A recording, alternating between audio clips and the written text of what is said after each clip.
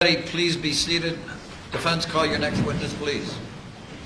Yes, Your Honor, we call Jason Van Dyke. Do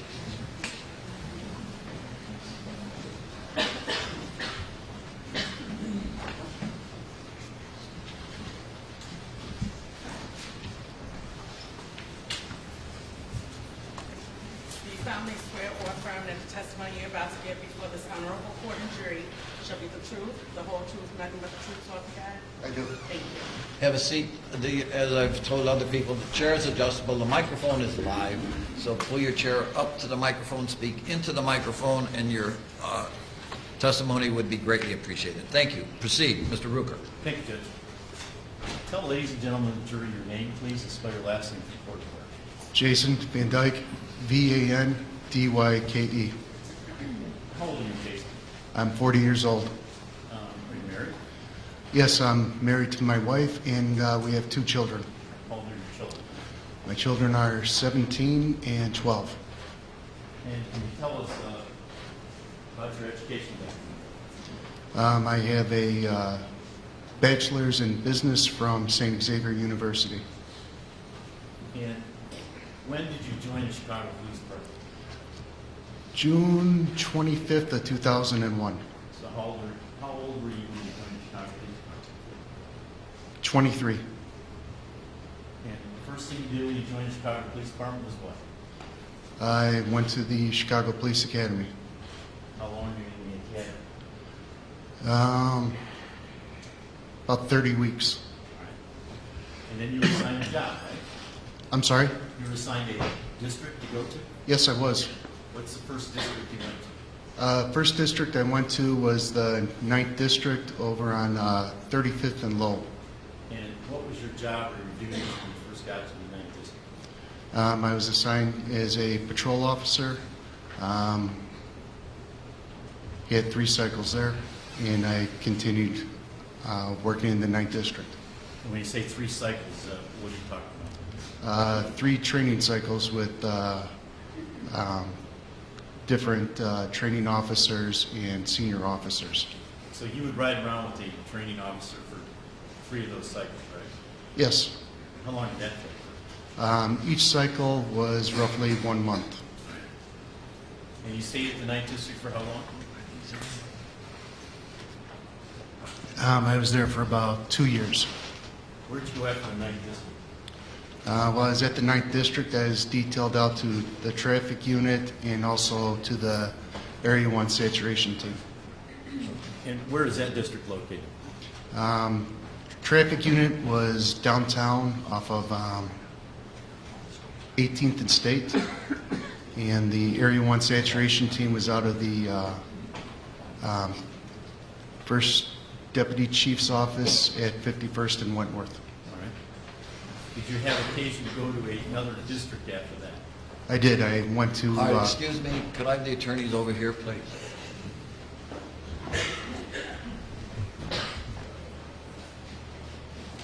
All right, court's back in session. Please remain seated. Ladies and gentlemen of the jury, we're having a little bit of technical difficulties again. So if you don't mind, we're just going to have a short recess and we'll get all this fixed up. All rise for the jury. Will everybody please be seated?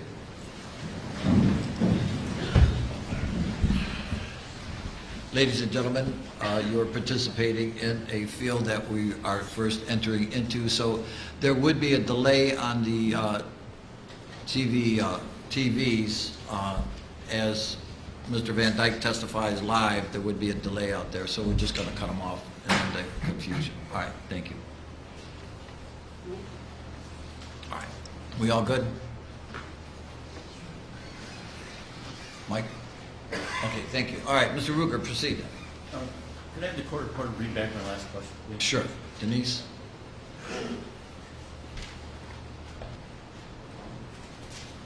Question. Did you have the occasion to go to another district after that? You can answer that question. I went to the 7th District, which is located at 61st and Racine. And what were your duties and responsibilities at the 7th District? I was a patrol officer. And how long were you at the 7th District? I was there for a few months. 7th District, you said was in 61st and what? Racine. Is that the Englewood District? I'm sorry? Is that the Englewood District? Yes, it is. All right. And where'd you go after you left the Englewood District? I was asked to go to the Targeted Response Unit. And explain to the ladies and gentlemen of the jury what the Targeted Response Area or unit is. It's a unit made up of essentially 10-man teams, and you were assigned at the discretion of the department to go to high crime areas, and you were responsible for crime suppression, targeting gang members and gang activity. And how long are you in that unit? Almost since the start of its inception until it was disbanded. When was it disbanded? Under Gary McCarthy. Okay. Where did you go after it was disbanded? I went to the Area Central Saturation Team and the Area South Saturation Team. And where's Area Central? 51st and Wentworth. And you say you were on a saturation team. Explain what you did on a saturation team. Essentially the same duties as in Area Central, Area 1.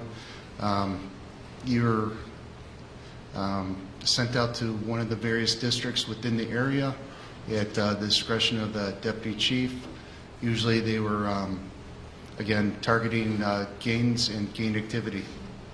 And then you went to Area 2, is that right? Yeah, Area South, which was formerly known as Area 2. And where is that located? 727 East 111th Street. And you had the same duties and responsibilities down there? Yes, only it was the far south side of the city. Okay. And where did you go after that? After that, I went back to the 7th District. How long were you in the 7th District the second time? A few months. And where did you go from the 7th District? And after there, I went to the 8th District at 3420 West 63rd Street.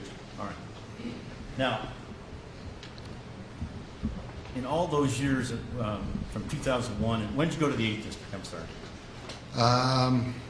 January of 2014. All right. So from 2001 to 2014, you worked in various jobs in the Chicago Police Department. Is that correct? Yes. All right. Did you ever have occasion to arrest or be involved with people who had guns? Several. Then did you ever have occasion to be involved with people who had knives? Yes. Did you ever have occasion to draw your gun? Unfortunately, I've had to. And how many times did you say you had to draw your gun? I don't know. Would it be more than 10? Yes, More than 20? probably. At any time from 2001 until October 20th of 2014, did you ever fire your weapon? Objection, Judge. Overruled. I'll allow you wide latitude on cross-examination. No, and I'm very proud of that. All right. Now I want to direct your attention to October 20th, 2014. Did you work the night before that? No, I did not. Did you work on October 18th? No, So you had a couple days off before you started work on October 20th, is that correct? that's correct. And tell us what you did when you got up that morning. Got up that morning with my kids, made sure they were changed, ready to go to school. They had breakfast, and made sure they got to school. All right. And what did you do after they left for school? Did some household chores. And did you have a part-time job at the time? I did. Did you go to that part-time job that day? Yes. What time did you go there? Roughly noon to 4. And where was that? It was at the Walmart in Cicero, Illinois. And you were just working security there, is that right? Yes. All right. So when you left there at 4 o'clock, where did you go? Went back home, had some dinner. And did you have occasion to take a nap or anything like that? Yeah, I took a nap right before work. All right. So what time did you go to the district? About 9 p.m. And that's when you had to start work that night, is that right? That's correct. And where's the first place you went when you got to the district? Went to the locker room and changed. And did you have occasion to go to roll call? Yes, I did. Who were you going to work with that night? Officer Joe Walsh. And had you worked with Joe Walsh in the past? One time prior. All right. So this is the second time you're going to work with Mr. Walsh? Yes, it is. You went to roll call, is that right? Yes. And after roll call, where did you go? Went to the 7-Eleven. No, but you got in your car, right? Yes. Who was driving your car? Excuse me. Officer Walsh. And you left the district and went to the 7-Eleven first, is that right? Yes. All right. And what time do you think you got to the 7-Eleven?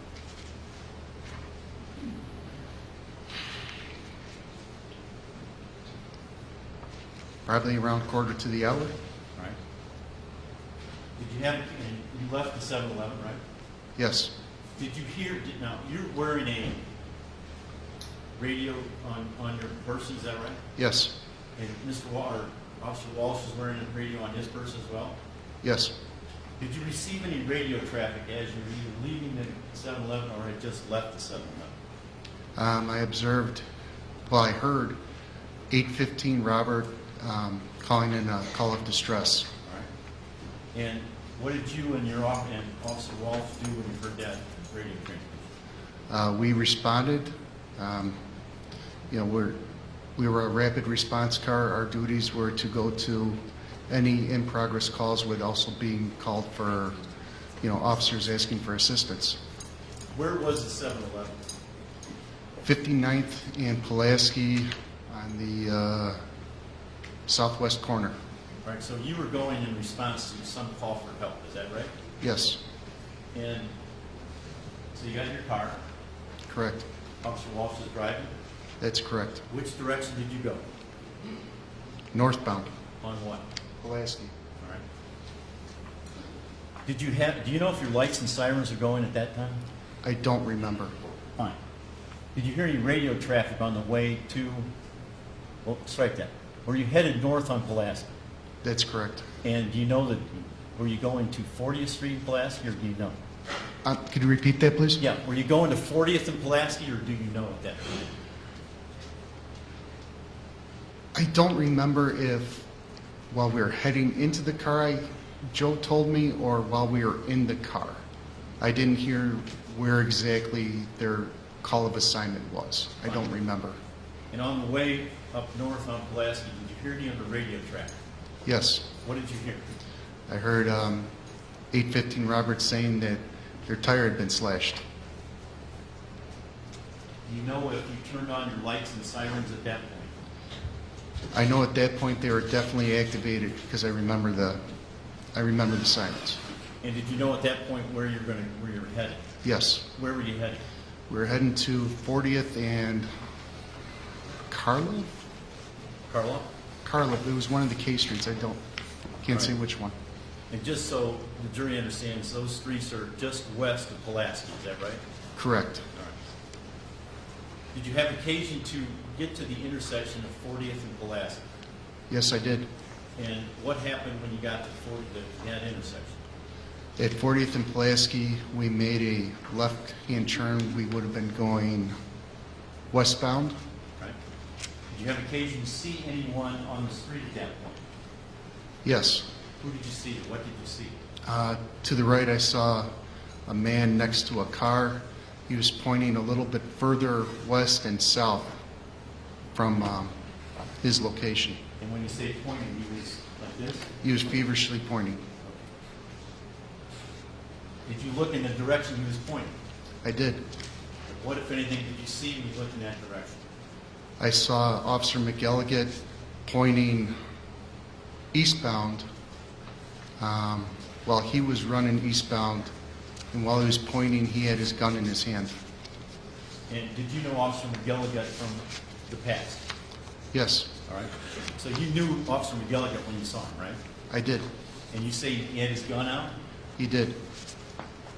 Did you see a squad car? Yes, Where was the squad car in relation to Officer McGilligan? almost immediately near him.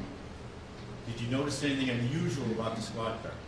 While it was moving, the right side, it was hopping, like it was limping, I guess you could say. Okay.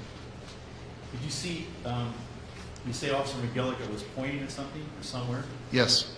Which way was he pointing? He was pointing directly in front of him, further east in front of him. All right. And did you look in that direction? I did. What if anything did you see when you looked in that direction? I saw a male black in front of him wearing a black hoodie and blue jeans running, and in his right hand I saw a knife. And can you describe the area where he was running for us, please? He was entering into a parking lot, And the parking lot was parking lot of what business? Burger King. Now, what did Officer Walsh is still driving the car, right? That's Your correct. car? What did he do did you point out to Officer Walsh, I see this guy running in the parking lot? No, he pointed him out. Okay. Did he then where did he drive the squad car? We entered into the parking lot and drove on a southeast angle towards the entrance of the Burger King And what was the point of doing that? to prevent the male black in a black hoodie and blue jeans with a knife from entering into the Burger King. Were you able to prevent him from entering into Burger King? Yes, we were. Did you see where he went after he left the area of the Burger King? He ran onto Pulaski Avenue. He ran further eastbound onto Pulaski Avenue. All right. And what did you and Officer Walsh do? We looked for a safe, well, not a safe opening, but an opening where we could hop the curb and cross onto Pulaski and further chase after him. So were you able to get across the curb onto Pulaski? Yes. In which direction did you start going when you got onto Pulaski? We started to go southbound on Pulaski in the northbound lanes, and at that time the male black in the black hoodie and blue jeans, he didn't have a knife in his hand anymore. All right. So when you got onto Pulaski, you saw the male black again, right? That's correct. And you didn't see a knife in his hand at that point. That's correct. What did you think at that point? I said he doesn't have the knife anymore. Were you relieved? Greatly relieved. Did your car continue to go southbound on Pulaski? Yes. And did you notice anything coming northbound on Pulaski as you're driving that way? Yeah, we saw another squad car approaching us. All right. As you approached that other squad car, did you do anything inside of your car? Yes. What was that? I started to open up my car door because I thought we were going to be able to knock him to the ground with the car door. When you say knock him to the ground, who are you talking about? I'm talking about the male black with the black hoodie and blue jeans. And were you able to knock him to the ground with the car door? No, the other car was coming at us way too quickly and we had to get out of its way. And did Officer Walsh say something to you at that point? Yes. What did he say? He either told me to stay in the car or close my door. I don't remember which one it was. So then you had to drive around the squad car that's coming north, is that right? That's correct. Did you lose sight of the guy with the hoodie and the blue jeans? And strike that. You now know that the person with the hoodie and the blue jeans was Laquan McDonald, is that right? That's correct. All right. So when you drove around the squad car that's coming north, did you lose sight of Laquan McDonald at that point? Yes, I did. And for how long did you lose sight of him? Moments. Were you able to get back onto, well, you didn't, you never left Pulaski, right? That's correct. So you were able to get around the other car coming north? Yeah, the other car kept on driving north, and I think we kept on driving south for about 5 car lengths, maybe? All right, so the other squad car did not stop for Laquan McDonald, right? No. As you got around that other squad car, could you then see Laquan McDonald again? Yes. All right. What were you trying to do at that point when you got around that other squad car? We're trying to keep them from continuing heading eastbound on that southeast angle and to enter into another business. What was the other business? The other business was a Dunkin' Donuts. So you're trying to block him from the Dunkin' Donuts as well, correct? Correct. And did Officer Walsh, did he eventually park the car? He did. He parked it on a southwest angle, straddling the lines. And was that right in front of the Dunkin' Donuts? I believe so, yes. As you were driving around that car before you parked, were you looking back at Laquan McDonald? Yeah, I was looking at him over my right shoulder. And at any point did you see him? Objection, leading. At this time, your past preliminaries, Mr. Ruger, stop bleeding. Sustained. What, if anything, did you see Laquan McDonald do as you were driving around? He kept on coming towards us. Right? Before you parked, did you see him do anything? Well, no. So, Officer Walsh parked the car, what did you do? I immediately got out of the car. And did you see Laquan McDonald when you got out of the car? Yes. While I was exiting the car, I could. All right. Did you see anything in his hands? Yes. What did you see? I saw him extend out a knife, flicking it towards the side. And how far away from you was Laquan McDonald when he flipped out that knife?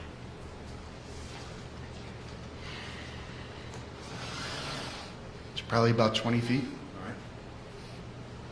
Was that closer than you thought you'd be? Objection, leading. All right, really, at this time, stop bleeding.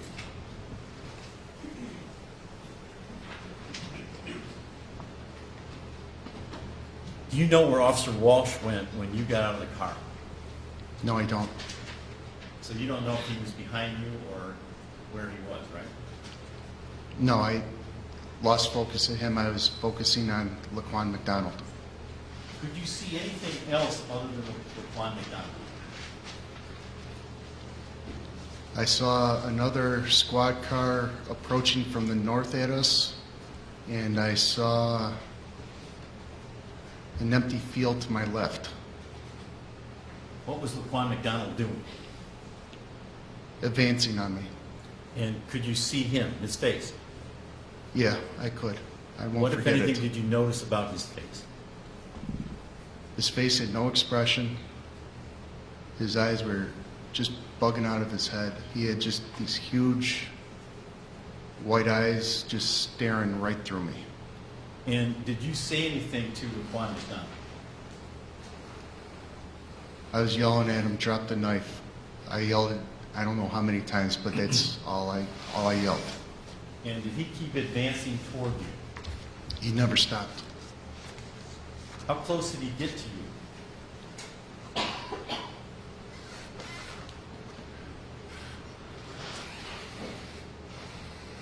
He got probably about 10 to 15 feet away from me.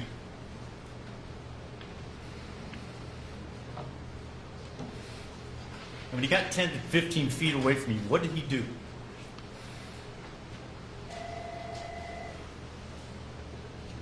We never lost eye contact.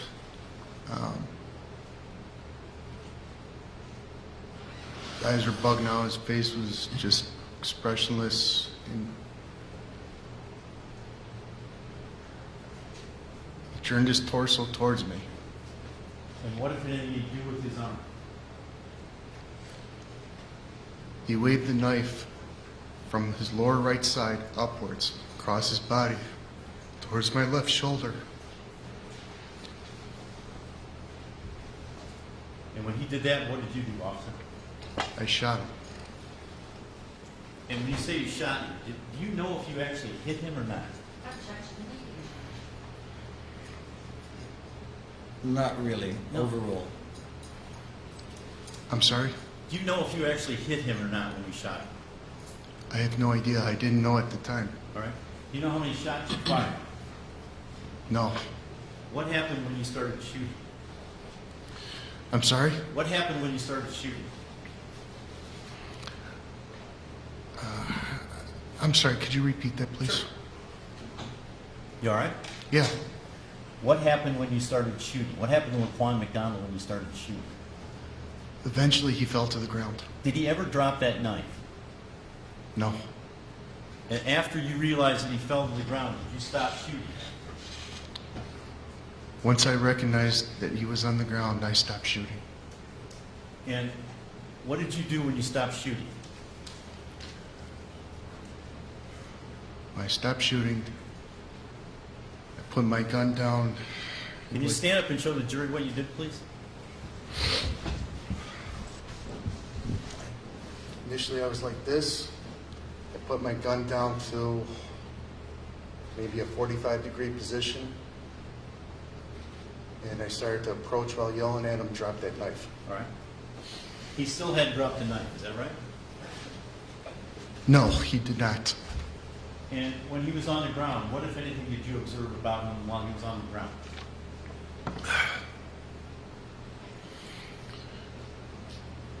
All I could see, I could see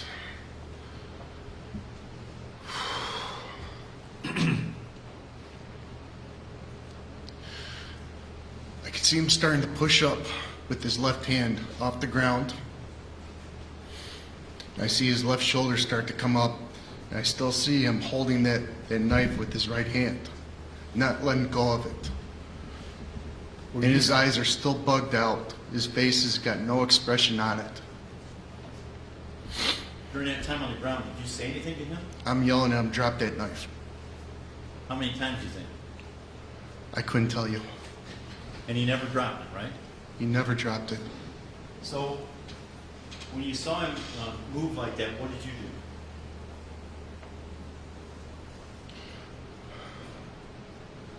I just kept on looking at the knife and I shot at it. I just wanted him to get rid of that knife. Did you also want him to stay on the ground? Objection, Judge.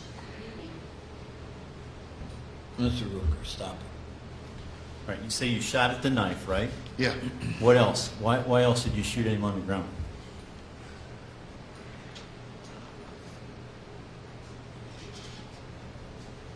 I wanted him to stay on the ground because it was going to be an easier position for us to take him into custody. And explain your gun to us. People have talked about a slide lock. What does a slide lock mean? Slide lock means the gun is locked backwards. The gun meaning the actual slide that cycles the cartridges up from the magazine. And when there's no bullets left in the magazine, it automatically locks back. You could say violently locks back to let you know that it's out of ammunition. Did you know how many shots you had shot until that slide lock locked? No, So when the slide lock locked, what did that indicate to you? that the gun was empty. And what did you do when the slide lock locked? I ejected the magazine from the gun and I reloaded the weapon as I was trained. You were trained to reload the weapon? Yes. Did Officer Walsh say anything to you at that point? He said, Jason, I got this. Was Officer Walsh armed? Yes. Did he have his gun out? He had his gun on Laquan McDonald on his approach. Was Officer Walsh able to kick the knife away from Laquan McDonald? Yeah, he kicked that knife probably as hard as he could. It only went a couple of feet. And after that, what did you do? I screamed into the radio, we need an ambulance.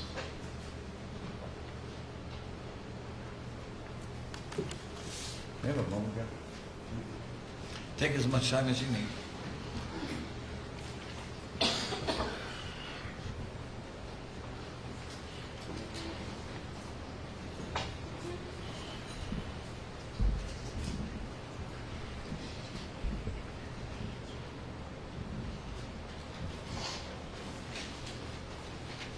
That second volley, if you will, of shots, how many shots did you think you shot that second time? I think I fired 2 or 3 shots. Thank you, Jason. Ms. Gleason? Well, you need a moment without the Sure. I don't know if it was put back to the way it's supposed to be, or if it's just. Are they ready to go, Mike? Okay, ladies and gentlemen, we're just going to take a couple minutes, so there'll be a short recess while we get them hooked up. All right, for the jury. All right, will everybody please be seated? Cross-examination, Ms. Gleason. So as you sit here today, it's your testimony that You shot at LaQuan because he brought the knife in front of him up about to his waist level. That's your testimony? No. What is your testimony? Why'd you shoot him? With his actions with the knife or his actions in total? His actions with the knife. Well, his actions with the knife also were his actions in advancing on me. He brought the knife down from his waist level up towards his left shoulder like this. Okay, and you were interviewed that night by Detective March, isn't that correct? Yes. And that night when you were interviewed by Detective March, you told him, isn't it correct, that McDonald raised the knife across his chest and over his shoulder, pointing the knife at you, correct? I'm sorry? Did you tell that to Officer March when you were interviewed that night? I'm sorry, could you repeat the question, please? Okay. You told Officer March when you were interviewed that night that McDonald raised the knife across his chest, over his shoulder, and pointed the knife at you, correct? You know, I don't remember exactly what I said immediately after the shooting, but I do remember talking to Detective March. I remember telling him what I just demonstrated to you. So you never told him that he put that Laquan brought the knife over his shoulder and pointed it to you. Is that what you're saying? Again, I don't remember exactly what I said immediately after the shooting. I was still in shock.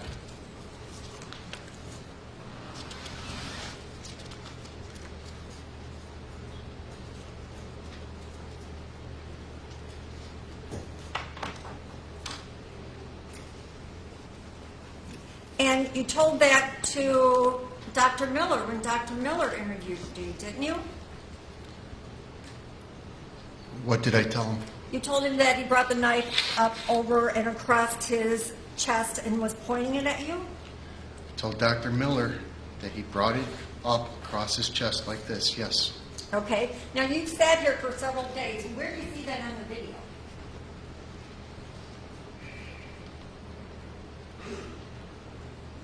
I don't see a video. You've sat here for several days and watched several videos, haven't you? Yes. Have you ever seen Laquan McDonald do that on one of those videos?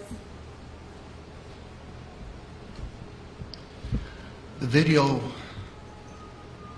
doesn't show my perspective. The video doesn't. How about the animation? Let's play that. The animation that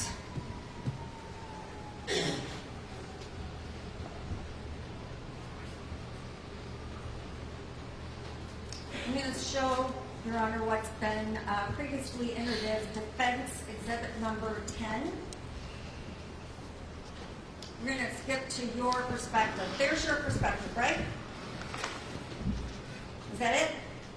You want me to play it again? No, it's not my perspective because it's showing the back of my head and not from my eye level. It's not showing what I saw. It's showing the back of my head and above me. So Okay, it's not my so- perspectiveness. Let me ask you this. It says officer view on that, and that's what your expert presented as your view. Is that correct? I'm sorry, miss? That's what your expert presented as your view? That's beyond my... Were you sitting here the last couple of days when your expert testified? I was here, yes. Okay.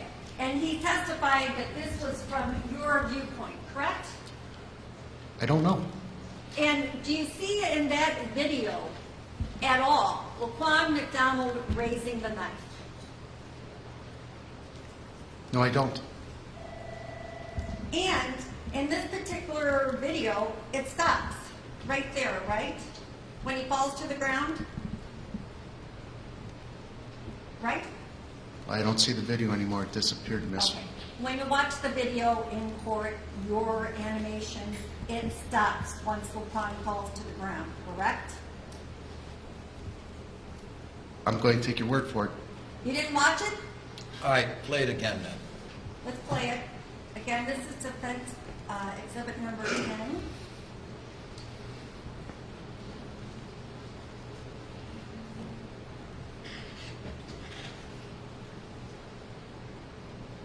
And it stops right there, correct? It's still going. Well, this is just playing it over and over because it doesn't stop unless you stop it, right? On your animation, did you ever see anything that happened after Luquan fell to the ground? If that's your objection, overrule. I didn't see the video stop, so I don't know where it's supposed to stop. Okay, so, and it's your testimony as you sit here today that you stopped shooting, you made a decision to stop shooting? I'm sorry, I don't understand you, miss. Could you repeat that or rephrase it? Sure. Did you ever make a decision to stop shooting that night? Yes, I did. And when was that? Once I recognized that he hit the ground. Well, he hit the ground and you continued to shoot, correct?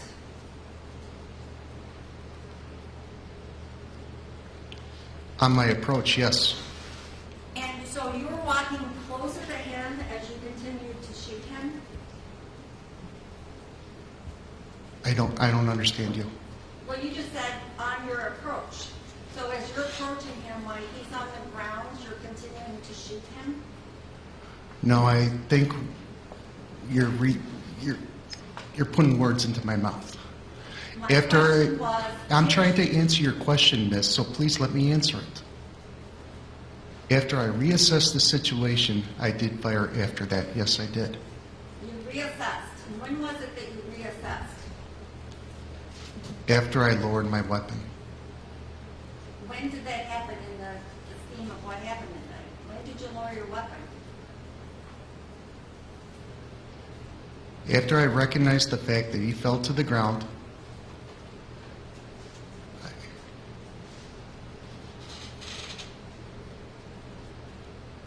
lowered my weapon. After reassessing the situation, that would have been it. And then you continued the shooting after that? I shot at that knife. I wanted him to get rid of that knife. Okay, let's talk about the knife. You're not trained as a police officer to shoot at somebody's knife, are you? No, you're not. You're trained to shoot at center mass, correct? Yes. So why would you continue to shoot at his knife? That's not what you're trained to do.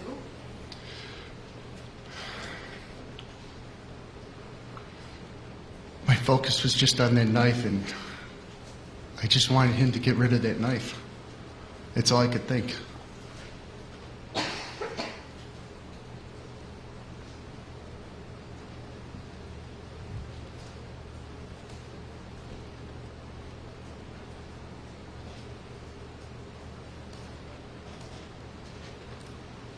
I'm going to play what's been marked as People's Number 8, which is the video. Do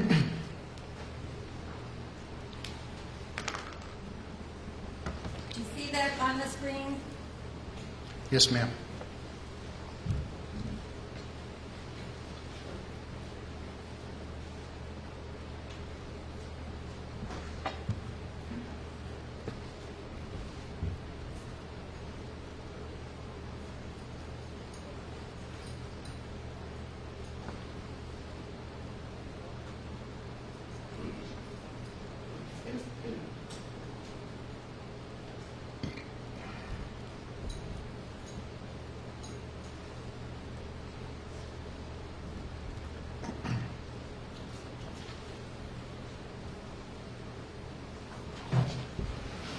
Where in that video does it show Ron McDonald trying to get up? I can't tell you. It's not in front of me. Well, you just saw the video. Was there any point in that video where Laquan McDonald was trying to get up?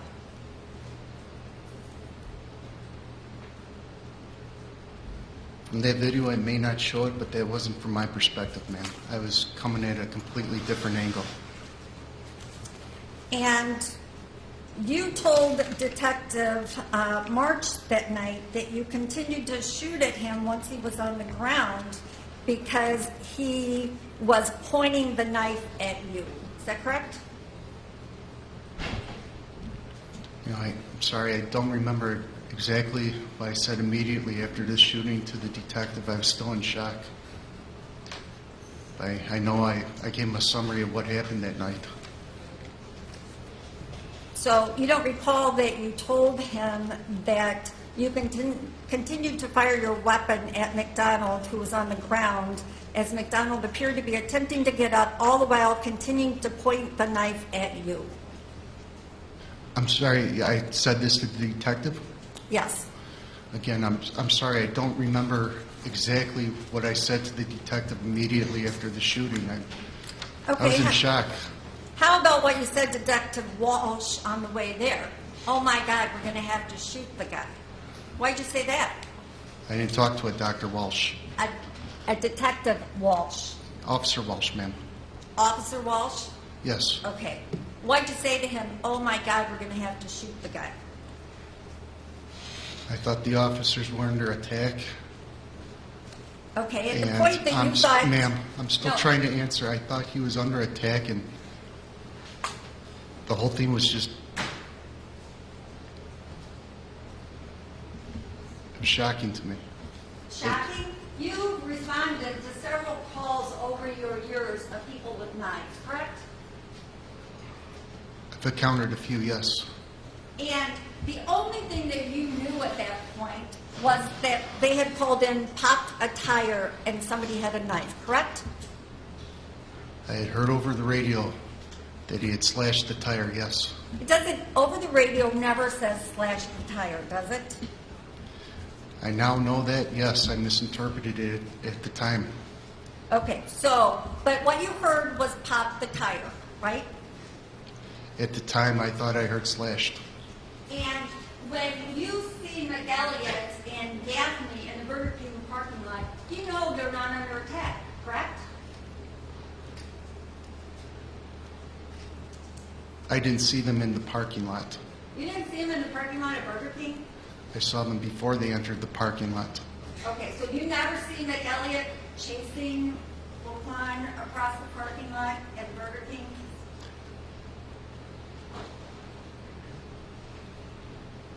I think I see McElligott chasing him on the sidewalk, Which sidewalk would that be? the one that he was on. Well, where? Before the Burger King or after the Burger King?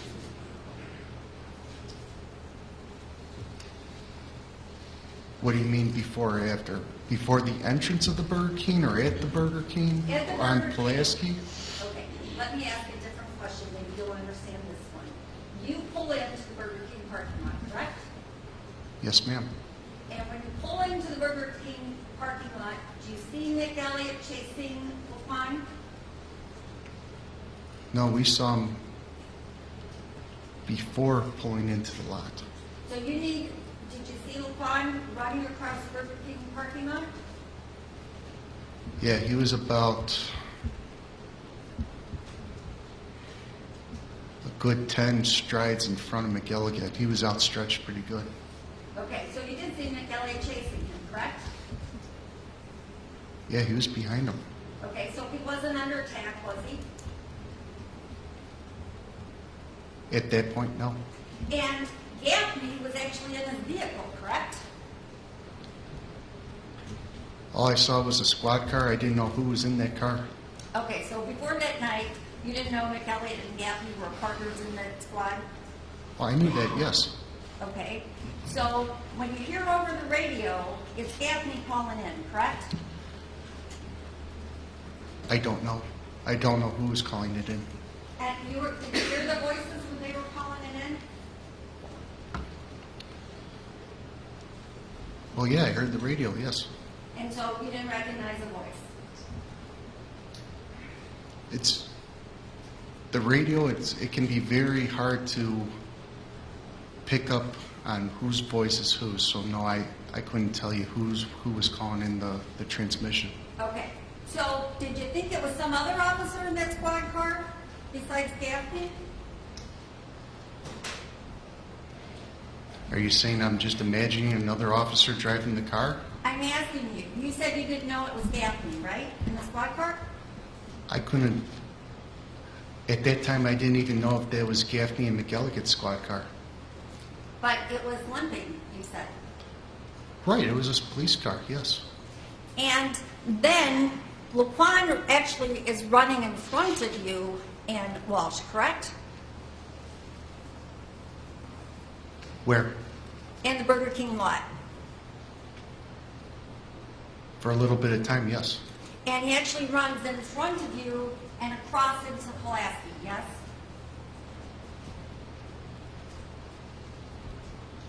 At one point, yeah, he crosses in front of us, yes. And then it's your testimony as you sit here today that you opened that car door because you're going to knock him out of the way. No, that's not my testimony. That wasn't what you said on direct, that you were going to use the car door to knock Laquan down? Yeah, he just rephrased it. Okay. So it's your testimony as you sit here today that you were going to open that door to knock him down. Is that correct? That's correct, yes. And again, when you talked to Detective March that night after the shooting, isn't it correct that you told Detective March that you opened the right front door of the vehicle to exit and confront McDonald, but Walsh told you to stay in the vehicle as they were too close? I don't remember exactly what I told him. I was under a lot of stress right immediately after the shooting, ma'am. Did you ever tell that to Dr. Miller that you were attempting to open the door to knock him down? My conversation with Dr. Miller, I don't remember. That was a couple years ago. And at this point, then Walsh is the one who pulls up around the other squad, correct? Yes, he was driving that night. And you, when the vehicle stops, you jump out, correct? I opened up the car door and I got out of the car, yes. And at that point, you watched Laquan McDonald for 6 seconds before you fired that first shot, correct? At the time of the incident, I don't know how long it was.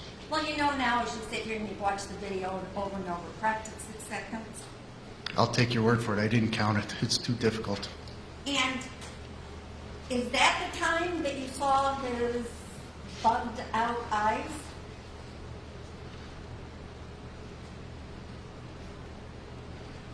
Yeah, I saw his eyes. Is that the first time?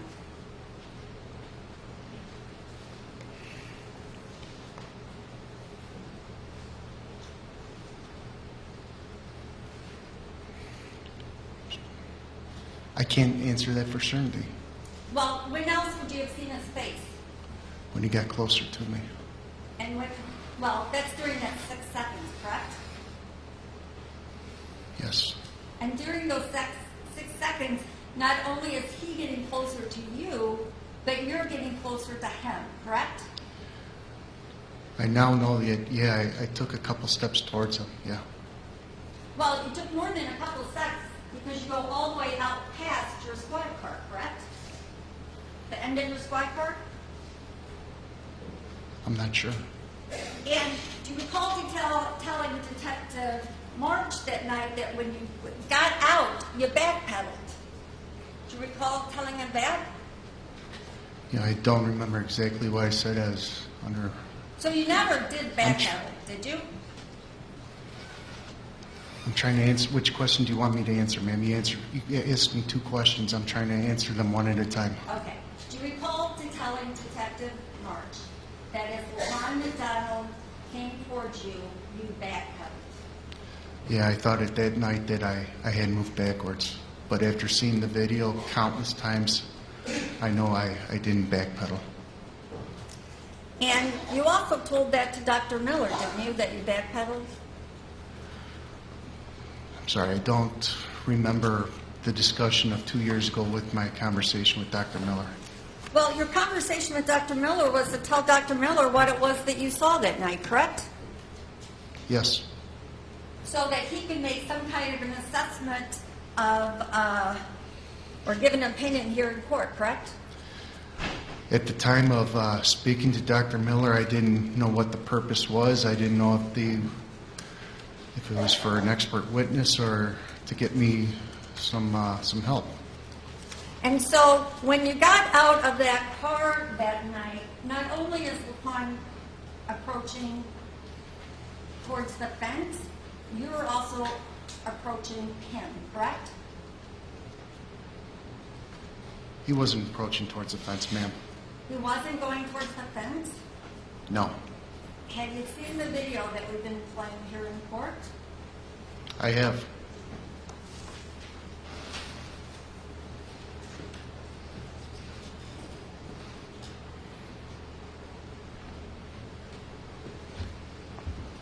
I'm going to play, again, part of People's number 8.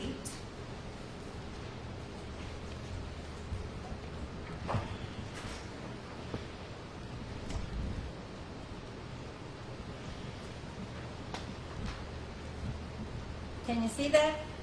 Yes, ma'am.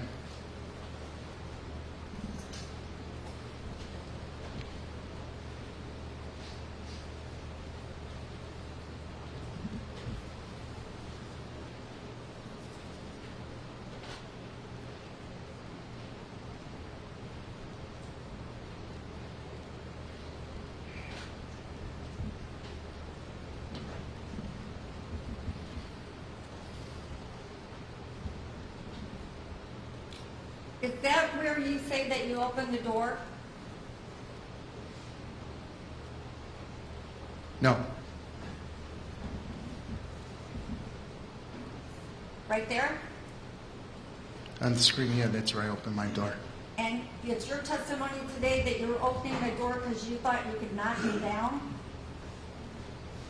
Yes,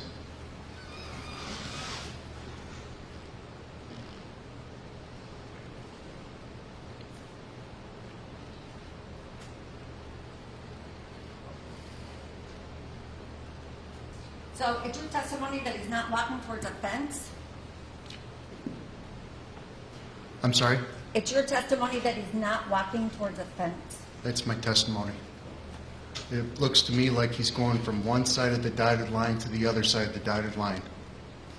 No.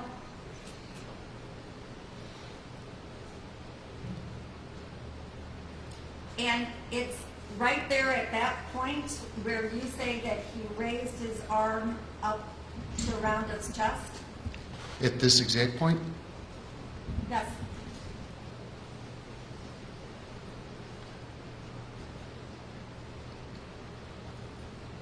No, I don't know.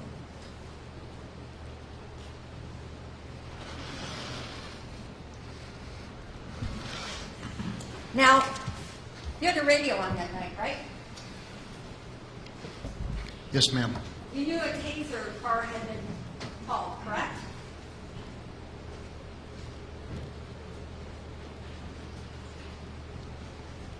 Yes, You know, taser had, somebody had responded that they were coming, correct? I just heard that a car had responded. They were coming from a distance, but I never heard once over the radio that a taser unit was responding.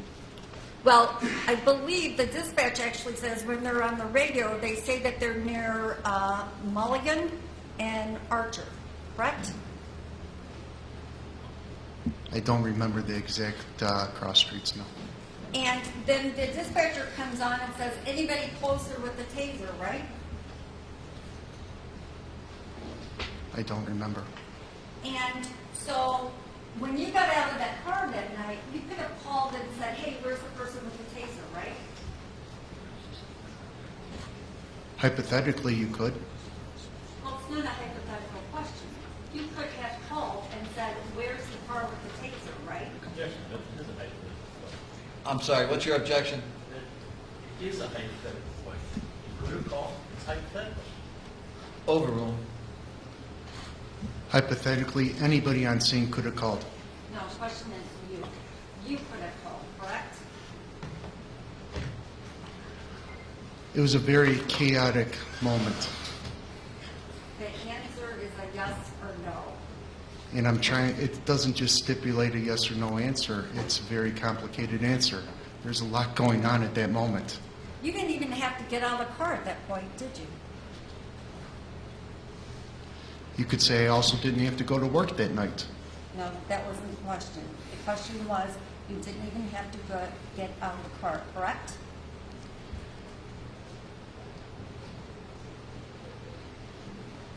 As an officer, you have a duty to not retreat. You have a duty to place somebody into custody. Well, and you also have a duty to make sure that you protect yourself, right? Yes. And you never did anything to put any kind of barrier between you and Laquan McDonald, did you? It was a tactically unsound spot, and there was no time to look for any barrier. If I had backed up, I would have backed up against the wall. What wall? Would have been like the squad car. You would have pinned yourself up against the wall. I'm just using it as a phrase. Well, you actually went to the end of your squad car, right? I know that now, yes. Could have went back around your squad car, so the car was between you and Laquan, correct? There was no time for that. Well, you had 6 seconds before you pulled the trigger the first time, right? And in that 6 seconds, he got a lot closer to me than I ever could have gone away from him around the squad car. And you got a lot closer to him too, didn't you? I know that now, yeah. Not intentionally. Pardon? Not intentionally. Not intentionally? Well, I thought who I was bullying you backpedaling that night. What? Miss, I thought I was backpedaling that night. You thought you were backpedaling as you're firing shot after shot after shot? What I know now and what I thought at that time are two different things. Now, you didn't know anything at all about Laquan McDonald that night, did you? Just from the actions I observed of him and his actions that I heard before seeing him. That's all, right? Yeah, I don't think I ever met him before.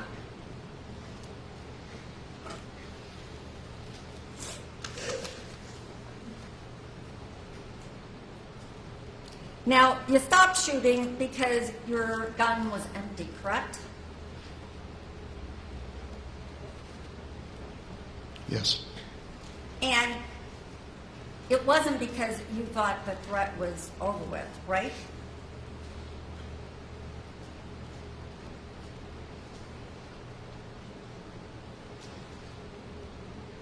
I'm sorry. It wasn't because you thought the threat was over with, right? Between the time I stopped shooting and the time I reloaded, the situation had drastically changed. Really, what changed?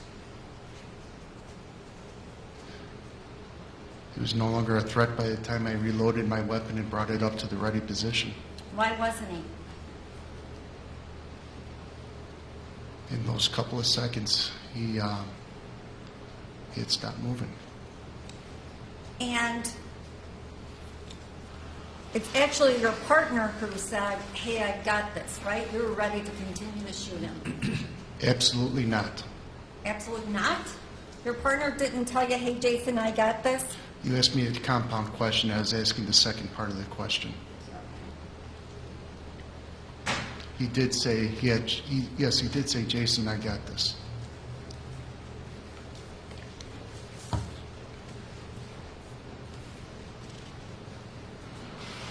Judge, can I have a moment, please?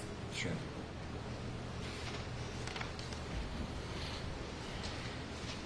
Mr. Rupert. Thank you.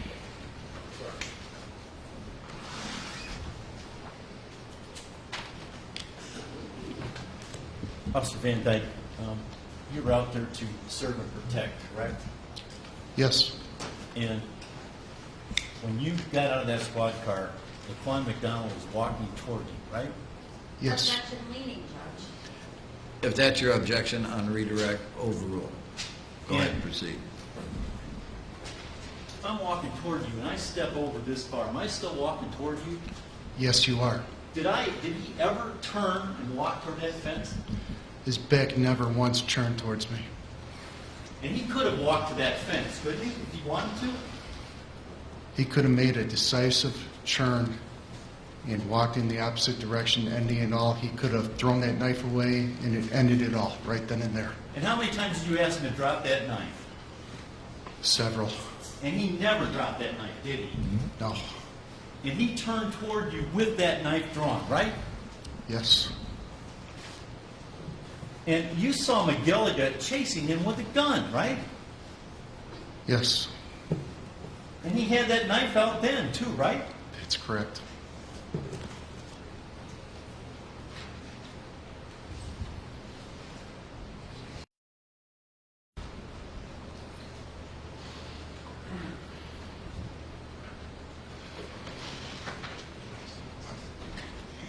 And when he turned toward you, you said he raised that knife, right? Yes. And show us how he raised it again, please. From his lower right side, going across his chest, upwards towards his left shoulder. And he's facing you at that point, right? Yeah, his upper body's facing me. He's doing that. And that's when you shot. Yes. Did you think you were going to get attacked at that point? I'll allow that question to be asked. You can answer. Yes. Thank you, Officer.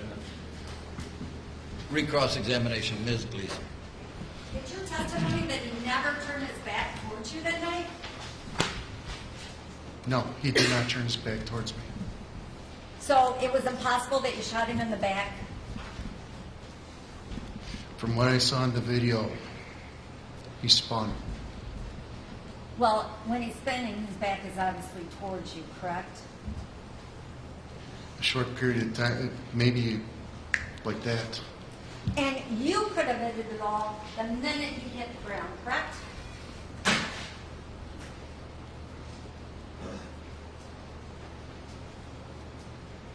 Between the time of me realizing he hit the ground, and reassessing it, after the assessment, that's why I reassessed the situation, yes.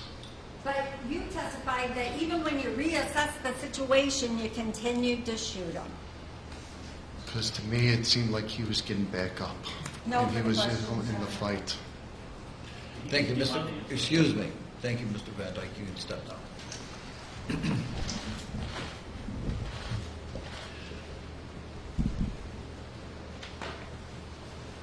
Ladies and gentlemen, we're going to take about a 10-minute break right now. All rise for the jury.